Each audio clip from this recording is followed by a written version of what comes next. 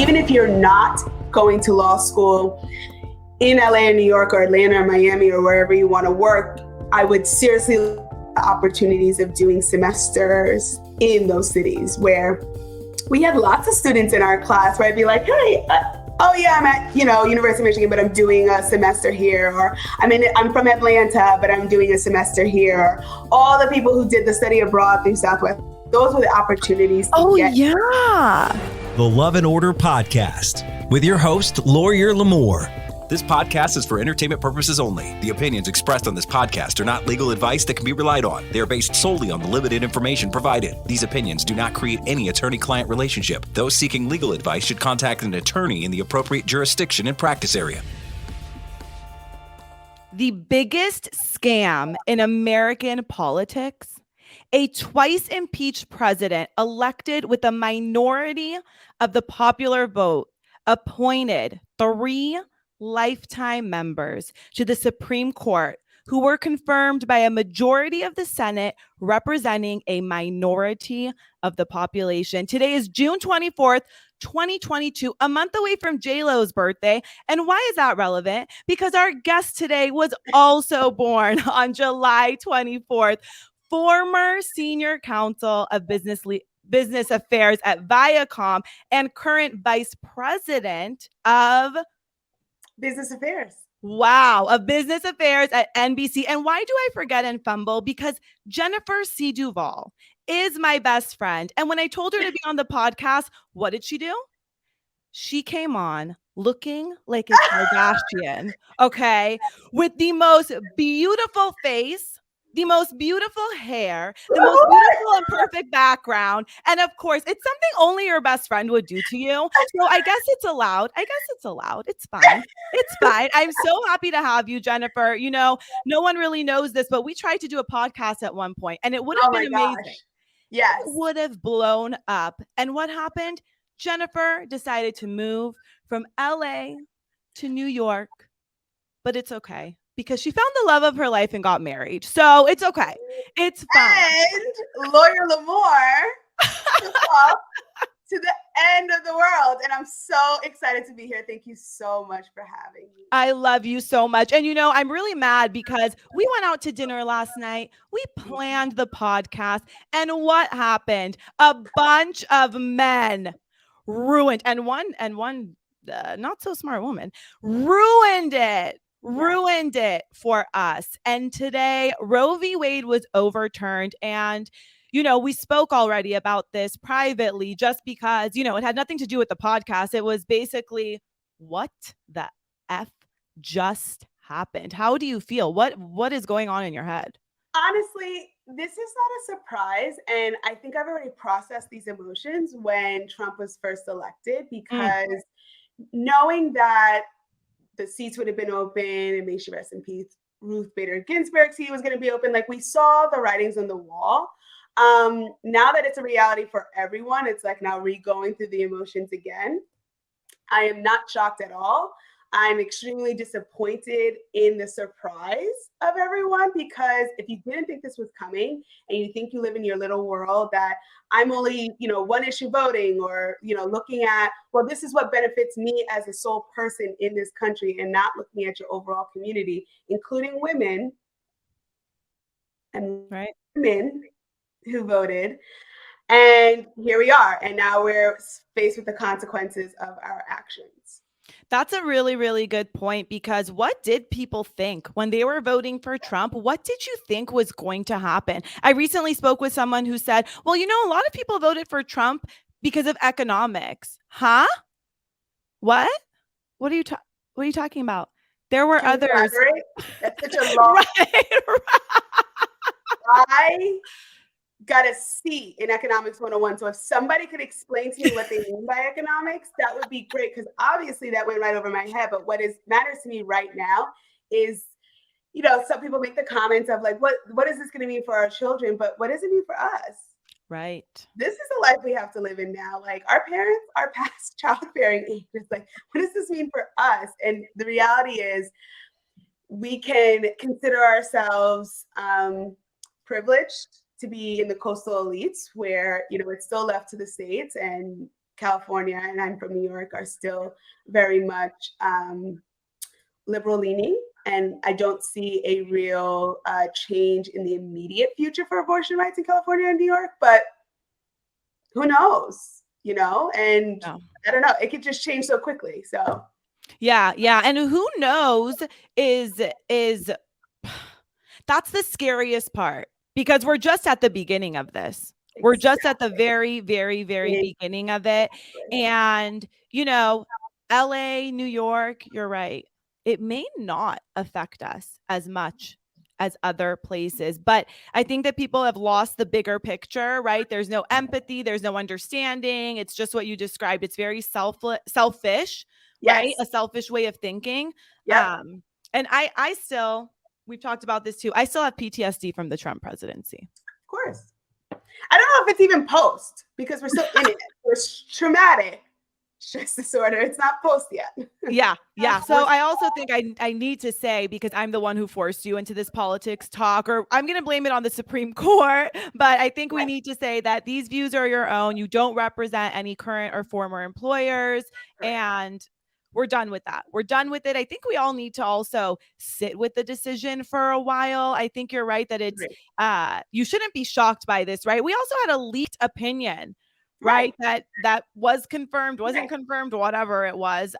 So that's that. Now, for everyone who doesn't know, Jenny and I met in law school, and I get so many questions about law school. And for the most part, it's not that I avoid them, but I like to answer the very specific ones in my DMs instead of, you know, making different TikToks or whatever about the topic. But having you here, I think we have to talk about it.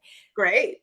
Listen, law school, how would you sum up that experience in in just a few words? How would you sum it up?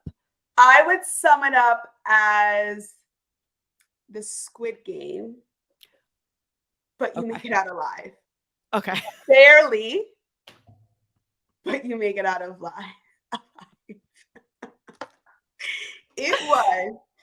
And look, it's maybe a lot more rosy now looking back on it than when we were in it. I think it's been a long time. We've been out for 9 years, and the world has changed, and things has changed, and technology has changed.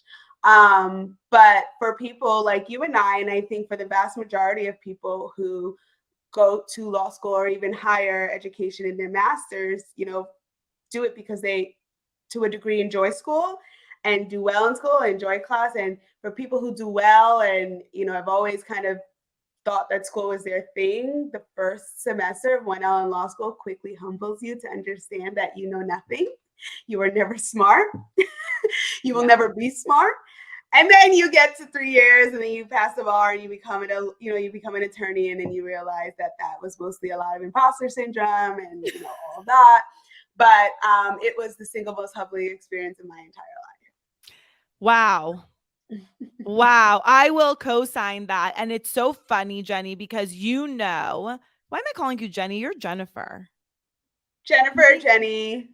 You're Jennifer. For Jennifer today, yes. For me, when I started law school, I thought I would do family law, and then I thought, let me do entertainment. Then I met the kids who were doing entertainment, or they strived to be in the entertainment legal field, and I'm like, you guys are disgusting. I am going into family law because you are all disgusting. Okay. Yeah. Well, I think especially going to school in Los Angeles, like in the center of the city, also fed into a some can view a toxic culture of like the crabs in the barrel. Everybody is fighting for just a couple of positions, right, across the industry. And it's a very much, you know, back then it still is, it's evolved, I think, but a good old boys club, right? That if you didn't know anyone, or if you weren't the son or goddaughter or whoever of name executive producer, showrunner, head of the studio, you didn't have a shot into getting in. The internet has broke down a lot of those boundaries and being able to access and network in a real way that if you're just not simply born into it, you can just forge your way into it, right? And that's what I did. When I moved to LA, I had never even been to LA before going to law school, and started Southwestern, and it was like, I think I made a mistake. Oh. I think I messed up big time. But, this was 2009, 2010. So Instagram was just starting out as a thing. Like, I had a Twitter and was like very active there. And Facebook was Facebook, the old school Facebook, but the LinkedIn kind of started, but you had to network the old school way. Yes. And I joined all the bar associations, and there was a Black Bar Association called the Langston Bar, and they held events all the time. And I was like, look, I'm going to get there. I'm not going to really ask. I'm just going to show up. And can I work the sign-in sheet, or can I fold whatever? And once you become helpful enough, I was luckily identified as somebody who really wanted to do this and contribute in a real way. And basically was, told, there was an internship open at BET, which is a part of Viacom Media Networks. Would you be interested in applying? And I was like, yeah.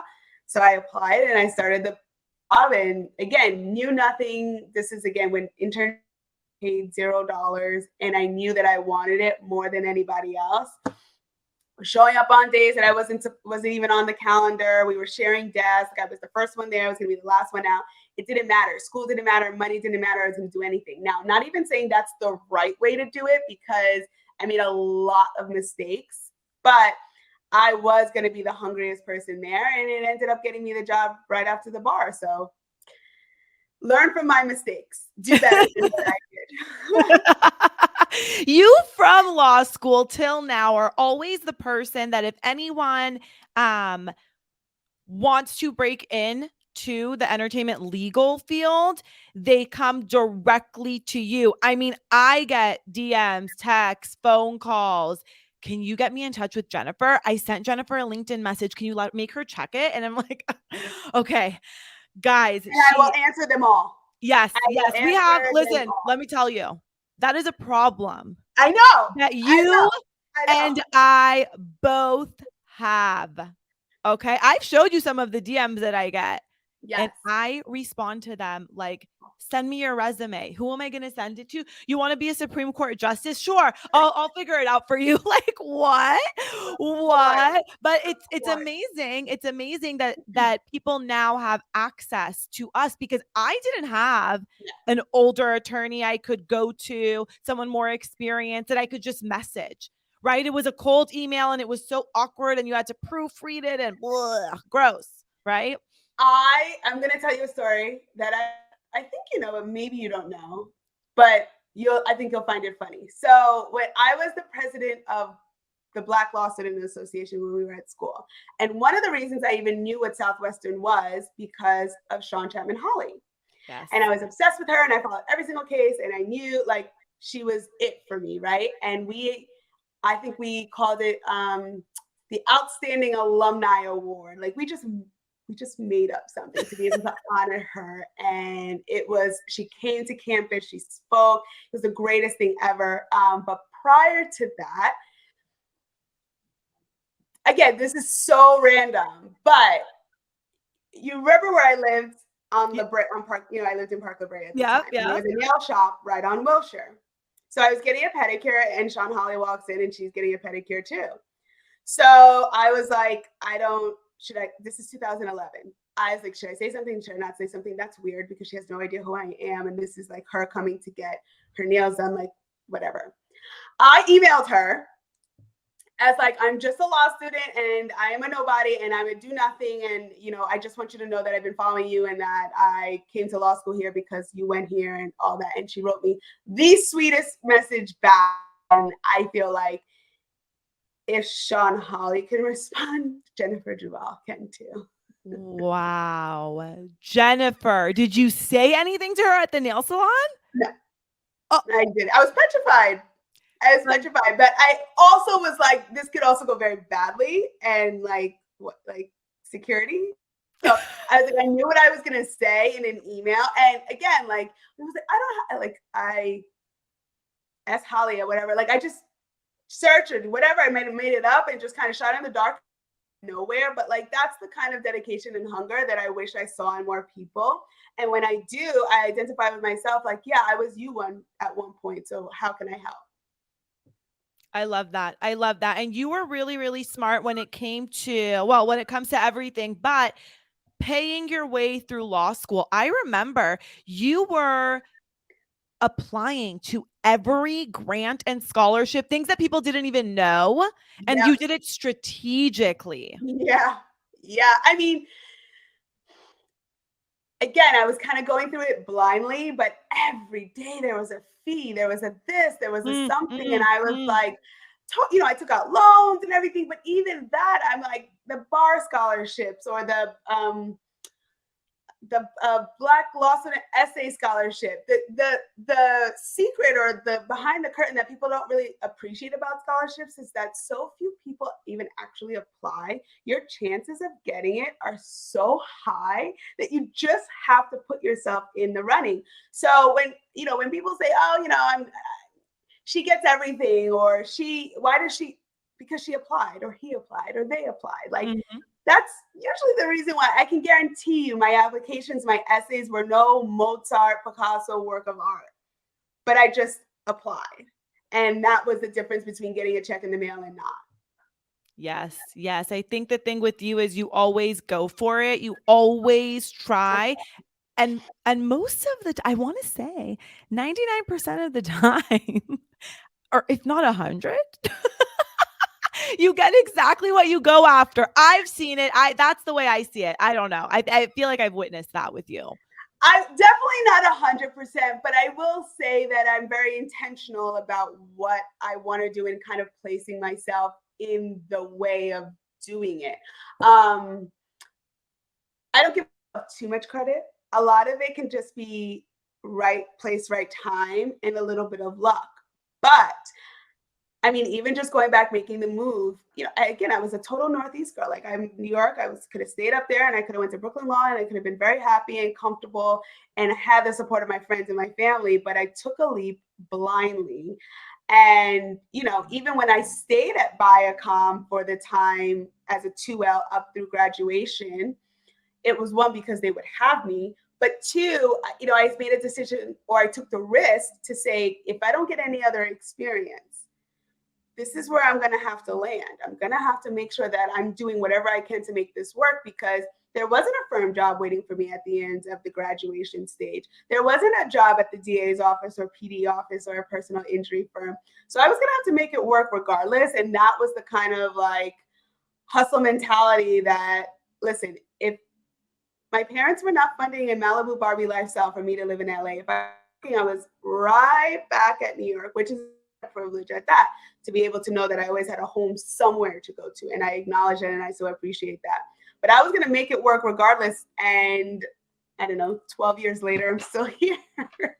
12 years later, I know. You are still here. And we've been attorneys for almost 10 years, 1 decade. I'm still shocked. I can't believe it. I can't believe it. I can't believe it. Whenever someone is looking for like a senior executive answer, somebody's looking for, I'm like, oh, they mean me.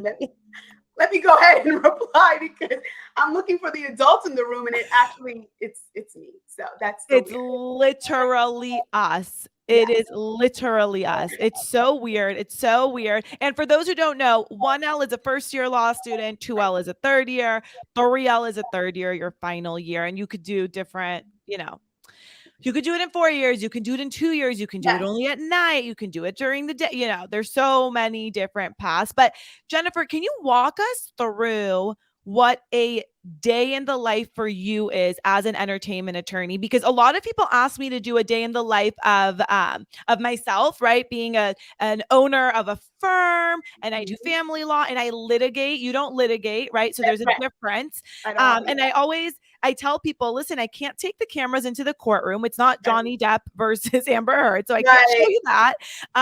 And most of my day is on the computer, on the phone, writing, speaking to people, and I can't have you guys listen to the conversation. You can't listen in on the conversation. So entertainment attorneys, for the most part, do transactional work, right? the work that I do is transactional Yes, work. yes, That's right. yes. There is an entertainment litigation world. There we There's an IP world. There's entertainment tax law, immigration. But the world that I'm in, which is television production, is 100% transactional.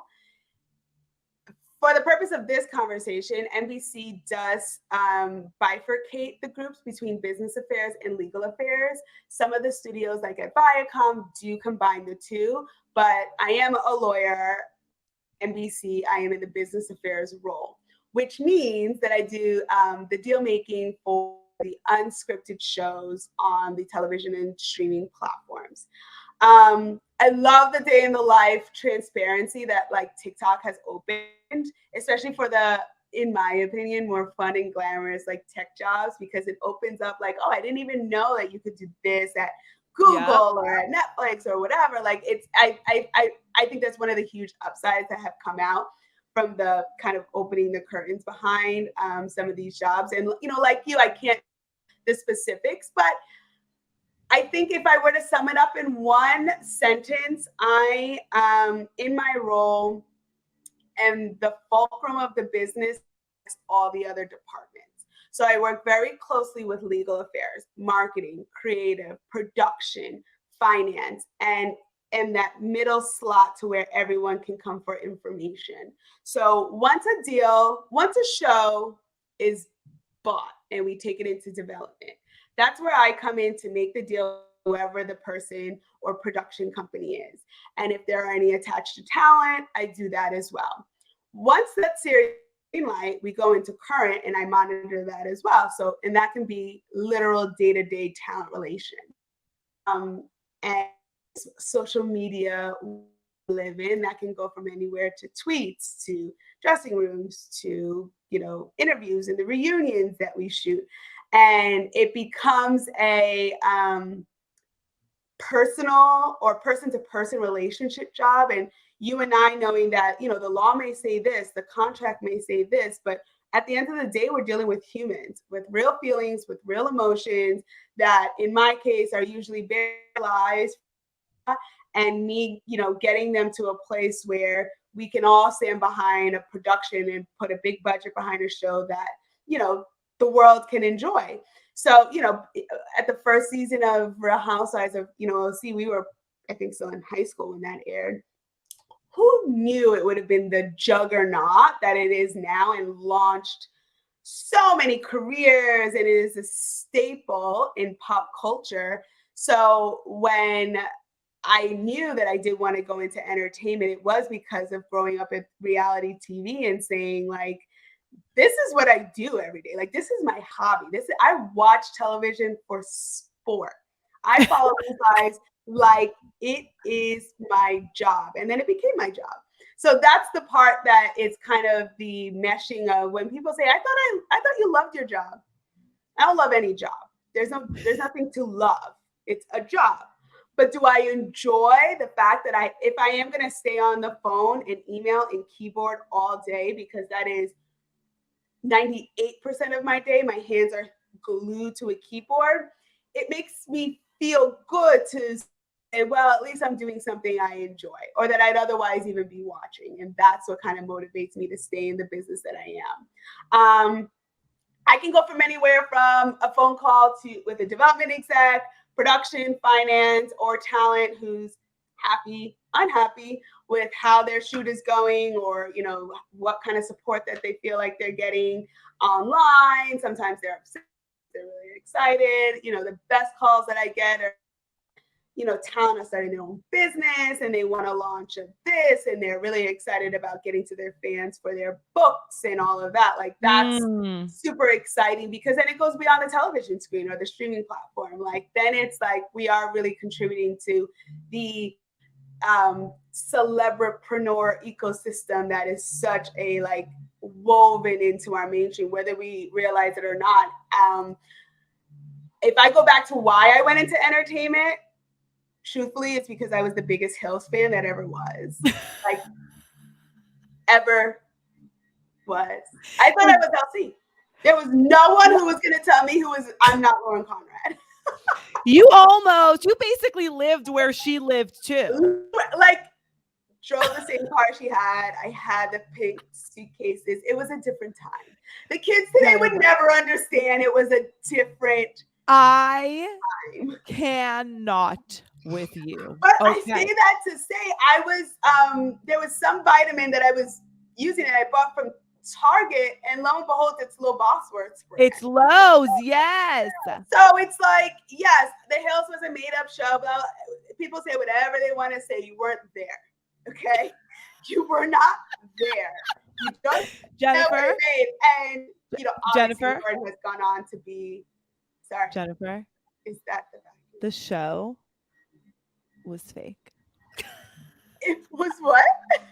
Was fake. It was Fake. It was fake.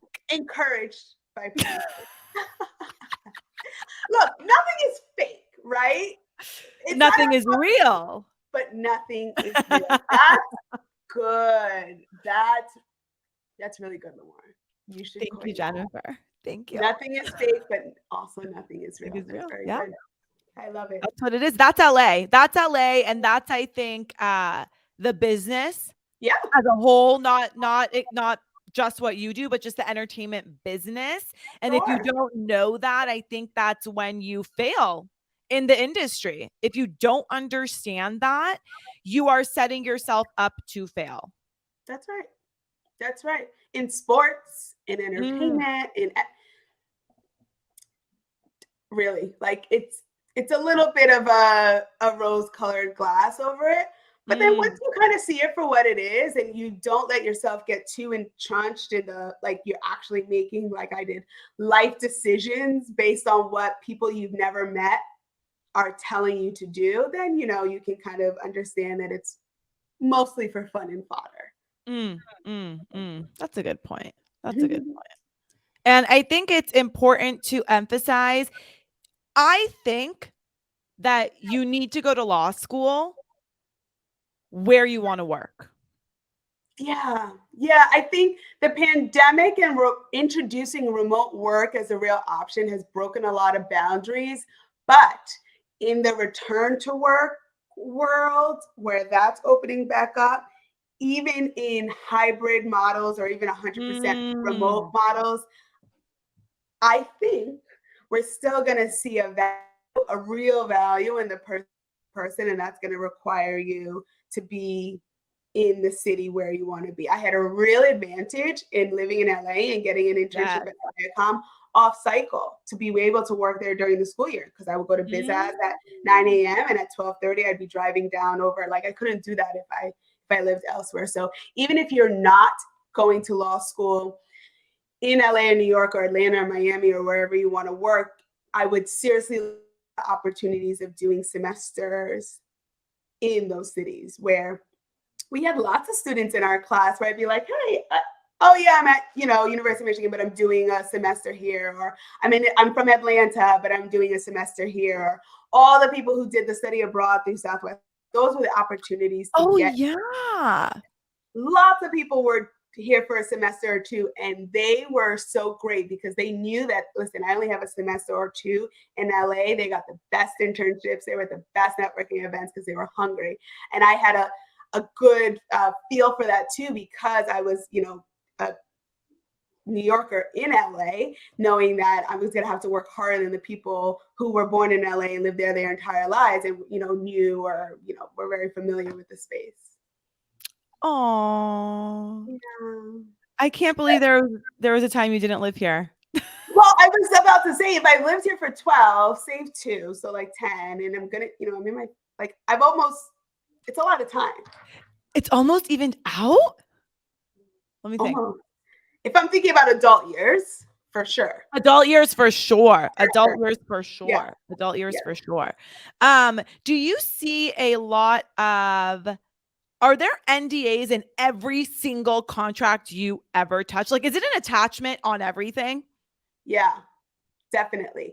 And if, it's confidentiality is one of the most important things in the industry. Being able to preserve not only our, like across the industry, tech, entertainment, sports, being able to preserve the confidentiality is so important, because in the market system that we are in, the ability to have an exclusive access or to that information or to that person or to, whatever materials that they have can be the difference between coming up on top or not as a platform. So, sometimes I see not even in entertainment, but just in general, like people using the NDAs as just it's just a piece of paper, but there are real consequences that can come to when you break that confidentiality. And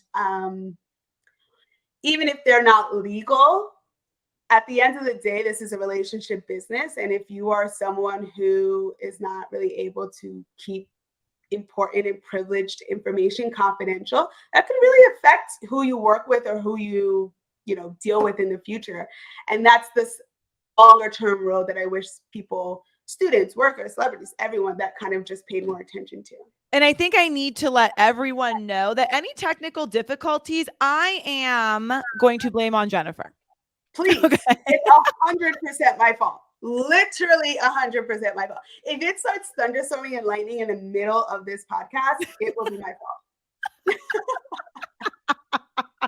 Oh my God, I love you. It's so funny because people always with the NDA talk, all they want to know is can X person, now that they're not friends with this other person, they probably signed an NDA. Can they break it? If they break it, how much do they pay? And what happens, right? I think we saw that with the Jordan Woods and Kylie Jenner drama, right? When Jordan and Tristan had their entanglement, whatever. And people thought Jordan's going to talk. No, she can't talk. She has an NDA. So you see a lot of that with, celebrities going to events.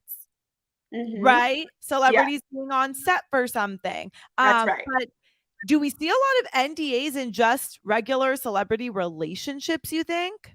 I gotta think so. It's just, even as someone who works in the business, it's still a very foreign concept to me how businessy relationships sometimes are required to be. But yes, as a real reality, because I don't know, I kind of view it a little bit as a prenup. Like if everything goes well, then great. You don't ever have to pull this piece of paper out. It really only comes into play when things go wrong. And the reality is anything can happen. Anyone who's a friend one day can be an enemy another, and they could be privy to real confidential, important, and exclusive information that the other party really doesn't want them blabbing out. And look, it's so fact specific, but even if there isn't an NDA in place, sometimes the person just says, I'm not going to talk about it because their personal reasons are. And sometimes just relying on that can be even stronger than signed paper, but you just never know. I think there is a real, in this culture where it's like a jump to information and they want to be the first and they want to be the, exclusive, juicy content,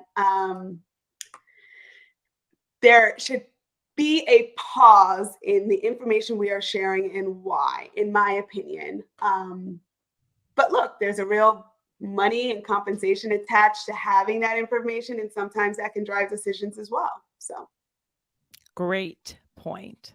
Great point. Now, you said, in my opinion, and one of my TikToks gained a lot of traction because during the Johnny Depp versus Amber Heard saga, their trial, a lot of people were just going on the internet saying X, Y, and Z as if it were fact. Right. And I'm sitting here as an attorney and I'm like, are you guys serious? Like, you cannot be serious. Yeah. You need to say, in my opinion, allegedly, I read this here, I don't know for sure, right? Because we're going to see, first of all, I think we're going to see a lot of lawsuits just because of social media and the way people present information on platforms like TikTok, because it's turned into a very, a big fight between mainstream media, right? And people on social who are providing information. And not all of them are lawyers. Not all of them know how to say this or that or present information correctly or appropriately. And I've been on pins and needles, Jennifer, because I'm like, I bet one of my TikToks will be in some documentary somewhere about Heard. And it will be, Jennifer, it's going to be one of the ones that I wish I had taken down because I said something like that I don't quite agree with now.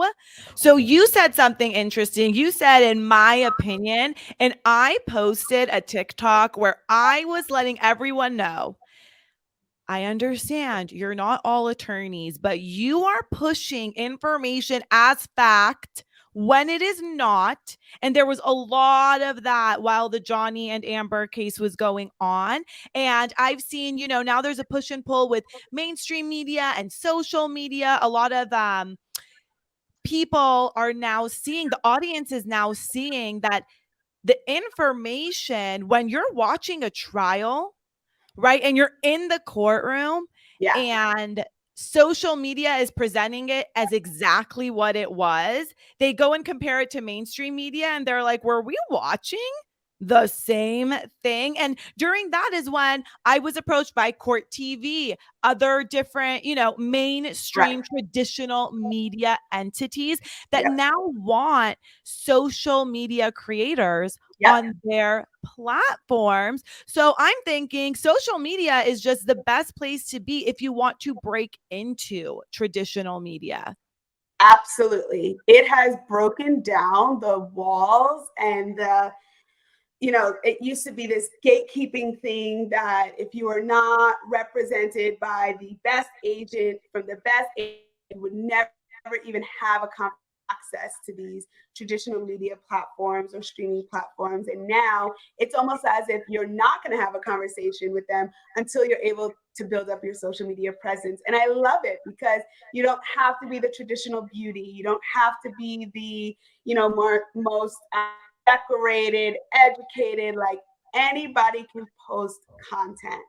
And some of the best, funniest, most viral moments from the past couple of years are the most quote unquote amateur material that was shot on a phone from like an inside joke dance or something that has now catapulted these real personalities now into big name major brand deals, streaming or televised events, like all of the TikTokers or on Instagram, but let's really focus on TikTok because I think that's the best example right now, who used to comment on what people were wearing or, celebrity relationships or like you on the celebrity divorces, who are now the it voice of court TVs, of EUs, of what have you.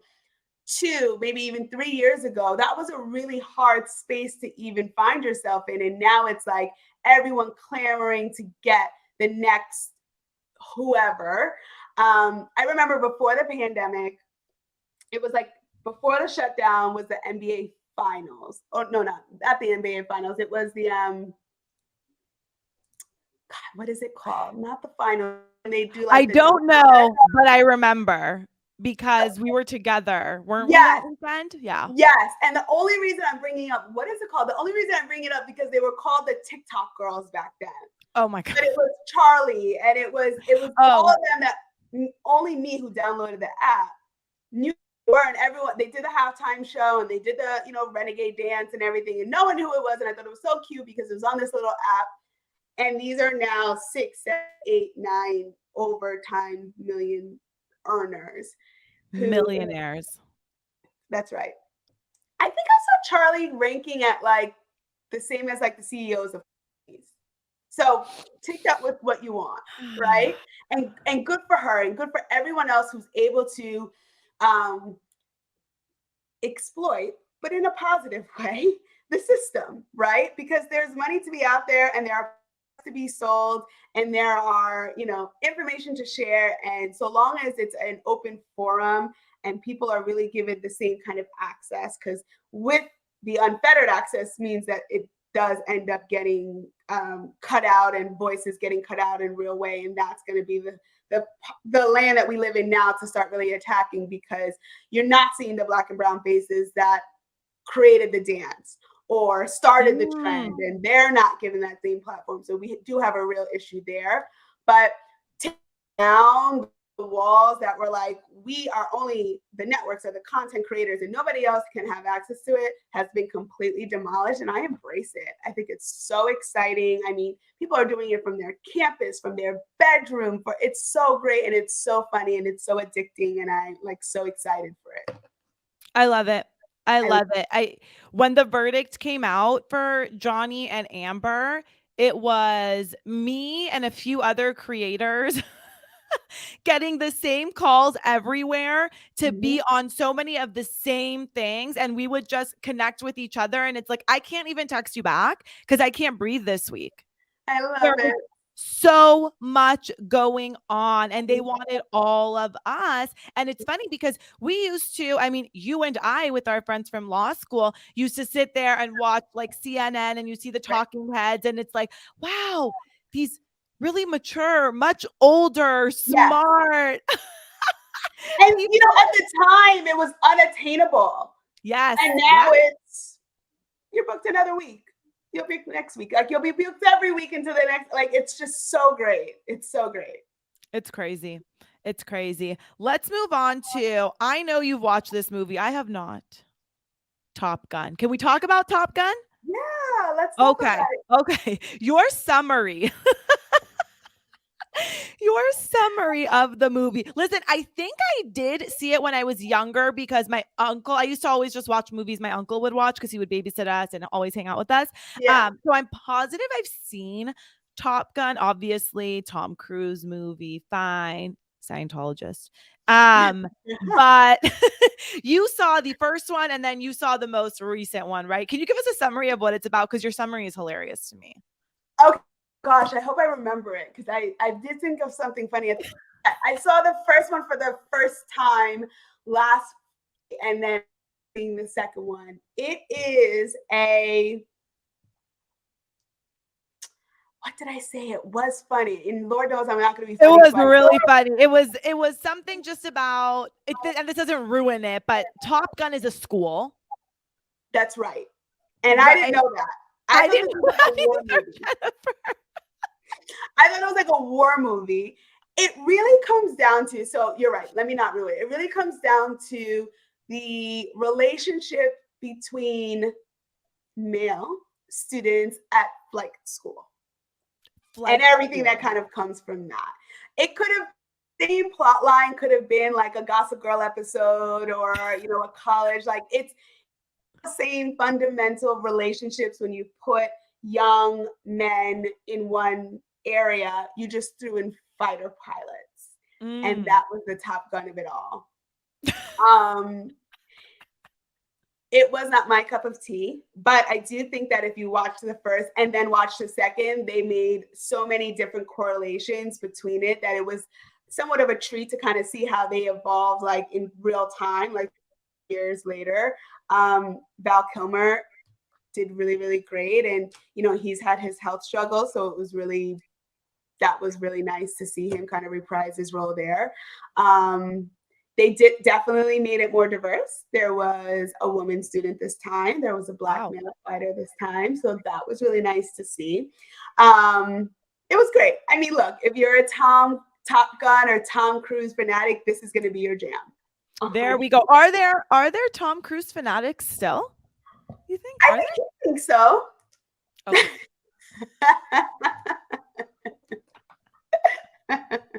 I think you're right. Yeah. And look, I'm someone who falls asleep in movie, and I didn't fall asleep. So, and it was packed 3 or 4 weeks after premiere. So I'm. Oh my God! I forgot. You had to see it in a movie theater. Legitimate movie theater. You went to a movie theater to watch this movie. Yeah. And he did. This doesn't ruin it. He did like a message in the beginning, like thanking everyone, because this movie has been delayed for a long time because of the pandemic. And I think there were real conversations about whether they were going to release it like straight to home. And they ended up holding it and putting it in the movie theater. So Tom Cruise has like a sitting on a couch. Like, thank you so much for coming to the movies to see this. Oh, that's really, really sweet. Yeah. Oh, I do. I don't know if it's sweet. But it was a good business call. I don't know. The bar is on the floor for everything. The bar is on the floor. You're so right. You're so right.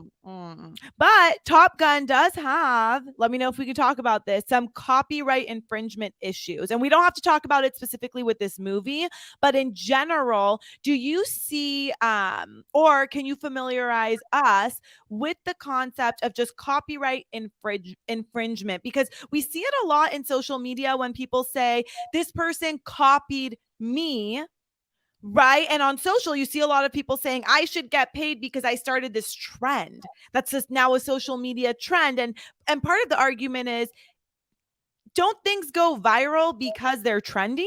Like no one, and you and I send each other 500 TikToks a day. And the comment that we make to one another, and the reason we send it is, I've never had a unique thought in my life. Like you and I thought it, but so did 5 million other people. And so have you heard about the copyright infringement lawsuit with Top Gun? Yes.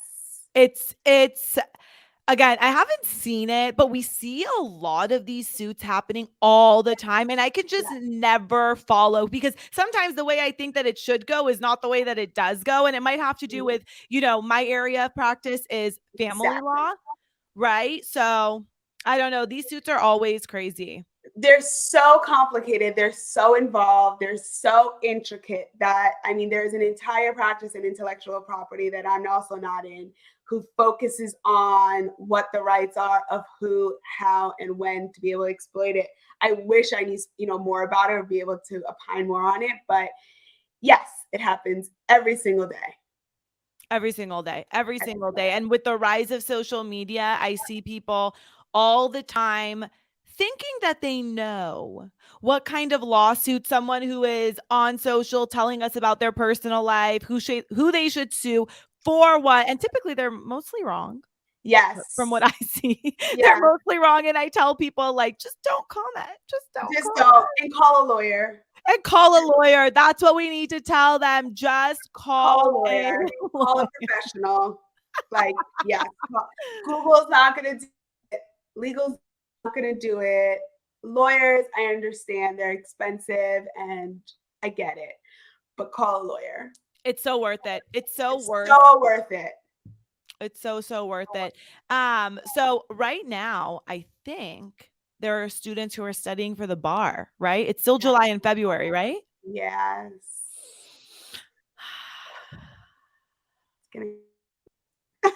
It's like your technical issues didn't allow us to hear what you said.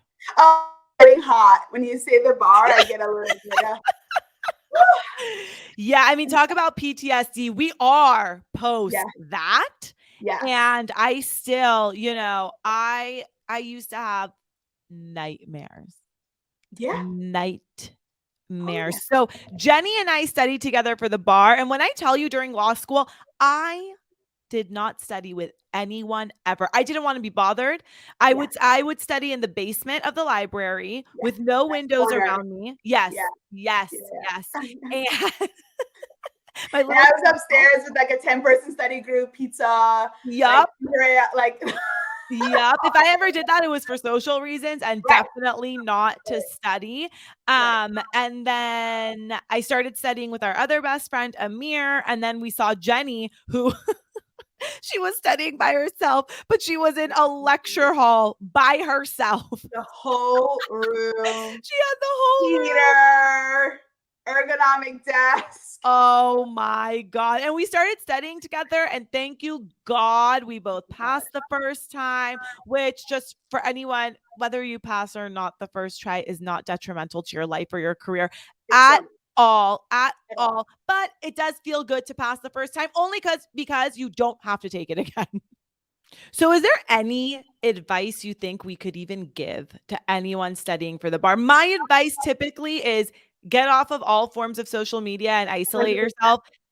Everything will be there when you come back. 100%. And I was and am, but at the time was a for real social media addict and had to remove everything because of not even the time spent necessarily, because it's not as if you have too much time to spend on it, but the FOMO and the seeing everybody else enjoy their summers and going away was too much for me. And I needed to just isolate myself and cut myself off completely from the world. I deleted Instagram, Facebook, Twitter. I put in a away message on my Gmail, like, I'm not checking this, like, I'm not doing. Oh, you went all out. Yeah, I definitely did, because I'm like a zero out person. Like, I answer all of my emails every single day. So the fact that I would like think or just instinctively go to it. But whatever setting I had on Gmail didn't even let them come through until I said, like, okay, I want to see the email. So I was a little bit crazy about it, but I needed to be, because I had to isolate myself into this make-believe world that we talk about, that where for that 3 months, the test is the most important thing to focus on. My advice is going to sound maybe weird in these times where, hard work is not celebrated. That is funny. And Are you now making a I'm going, reference to the Beyonce song? What are you? Is that what you're referencing? yes. Or even in this, like, and look, I get it. Like, this, like, I get it. But in the words of Kimberly Kardashian, nobody wants to work these days. So, like, look, maybe right message, wrong messenger. So allow me, the person who does get up to work every single day, to say it. You need to work the hardest you've ever had in your entire life. And you've got to want it more than anything up until that point than you probably wanted in your life, because it's a necessary barrier to entry. I don't agree with it. I don't think that there's anything on the bar that I ever really use in practice, and that's fine, but there's nothing I can do about it. I'm not a licensed attorney until I take the bar. So for, getting into that space and getting into the world, yes, you do need to laser focus and put it before anything. And I know, I get it. Weird, like, now, we've gone through a pandemic and we realize work and money and everything, that's true. But you still have to take the bar. So for that 3 months, and it sounds like a long time. And when we were in it, I mean, we were going crazy at points. Like, we were Oh my God. we were eating Subway. We were eating Subway by choice, and we would look at each other like, this is the best thing I ever ate. Best, most tasty, like, that's how, we lost it. But when it came time to, look, we compare it to like an athlete, right? By the time the test day came, we were LeBron. There was nothing that was going to be on that test that our study group was not going to knock out the park. And I mean, nothing. But that's because we were shooting in the gym like LeBron for 3 months. Yes. So be like LeBron, be like Muhammad, be like Beyonce. Like, pick whoever you see as the elevated, like, most, the pinnacle of their career, Steph Curry, whatever. And then rewind back to how they got to that point and be like that. Yes. I think I had a quote. I don't know. I had some Muhammad Ali quote, taped up in the study room, but now I would have taped the Kim one, like the work one. Like, they're just drive to be that.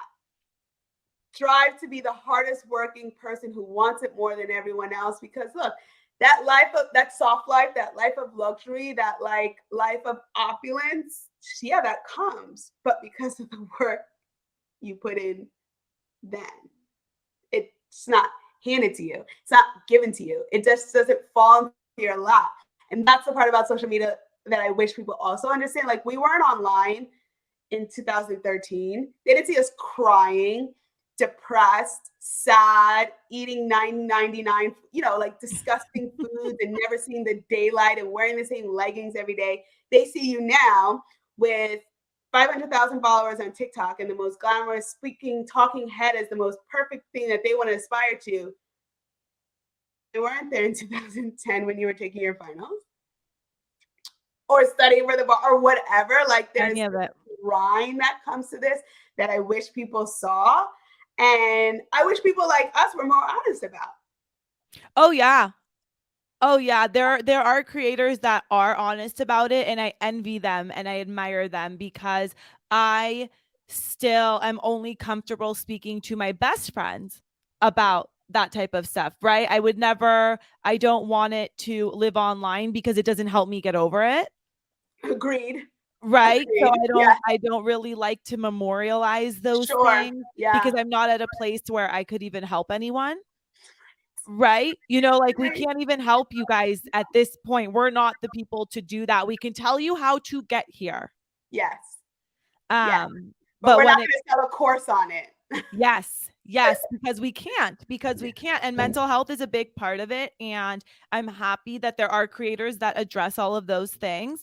And yeah, that's a really, really big part of it. And for the record, LawyerLimor and our other friend Amir, we had a pact when we took the bar. Oh God.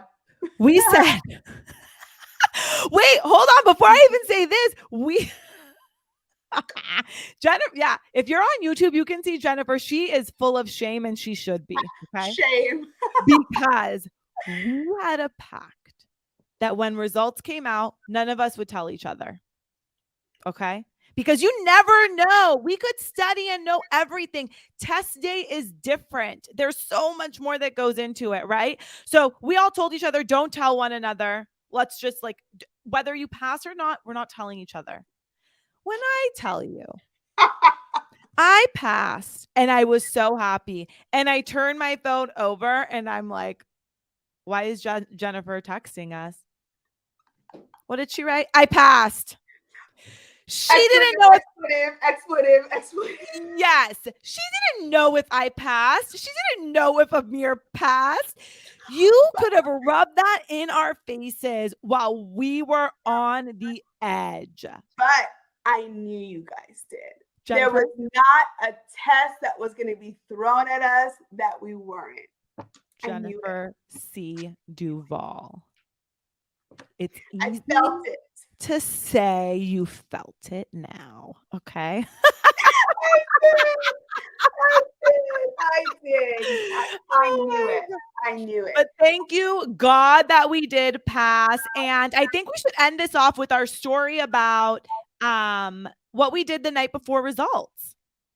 So I'm going to let you tell the story because I am so forgetful. So go ahead, Jennifer. So because we sacrificed so much during the bar and we missed every birthday dinner, parents, we were so dedicated. We promised ourselves that on the other side that we would do and make sure that we had the experience that we missed out on. So Drake was going on tour for nothing. Was the same. I think it was nothing was the same. We had the white sweaters with I was going to say we have a picture and I think it was nothing was the same. It had to be. Yeah. So anyway, but at the time, the day before the bar results came in, it was in Anaheim. So we packed up the car and I think we both had work that day and the next day. Yep. Packed up the car, drove down, had an amazing time. It was the tour where he was like flying. Yes, that's right. And talking to everyone, in the crowd. It was great. Did he say something to us? No, because we were in boxes. Because we didn't get the regular seats. I remember because we were like, oh, we should have sat in the audience, but because we wanted to have this, great experience, we sat in the box. He didn't say the girls in the white. The girls in the nothing was. Maybe we told ourselves he did. I think we told ourselves. I can live with that. Go ahead. Totally live in that. I could totally live in that. But we drove back the next morning, bleary-eyed, tired, but so happy. We had a blast. I think you're so happy when you're so young and carefree and nothing. We could get up at 5:00 in the morning after being at a concert all night and get to work to be at our desk at 9 a.m. the same day, knowing that, okay, results are coming out, but regardless, we put everything into it. We had zero regrets. We had the time of our lives. And then it was capped off by both of us passing. Both of us passing. All of us. All three of us passing. Not just Jennifer who texted us. I passed. not just Jennifer. And then, of course, we all went out. We had a time. We had a time. I think we celebrated for a year. I think we celebrated for a year. I think I'm still celebrating. I still cannot believe. And we deserve it. Yes, we so deserve it. And now look at us, 10 years into it. That's insane. What a ride. What a crazy ride. Jennifer, I love you and I know how to reach you. Can you tell anyone how to reach you? Come on. Yes. It is Jennifer C. Duval on Instagram. And I think my TikTok handle is Champagne Problem 724. Is it 724? I thought it was just 7. My TikTok, Champagne Problem 7. 7. I'm going to check. Let me put the volume down. Let me check. I'm pretty sure. Yeah, Champagne Problem 7. Okay. Her birthday is 7/24, just like That's J-Lo. what it is. Right. It's Champagne Problem 7. But I think it's because Jennifer C. Duval was taken. So I just made up something. Who? I don't know. I like Champagne Problems, though. It's cute. It's very, very cute. And you are very, very cute. And if you're not watching on YouTube, you should, because like I said, when you tell your best friend you're going to record with them, and this is how they come on. This is how they come on. Only something a best friend will do. I love you so much. Thank you, LaMor. Ever know. I love you. Thank you so much. I love you. Bye, guys. This podcast is for entertainment purposes only. The opinions expressed on this podcast are not legal advice that can be relied on. They are based solely on the limited information provided. These opinions do not create any attorney-client relationship. Those seeking legal advice should contact an attorney in the appropriate jurisdiction and practice area.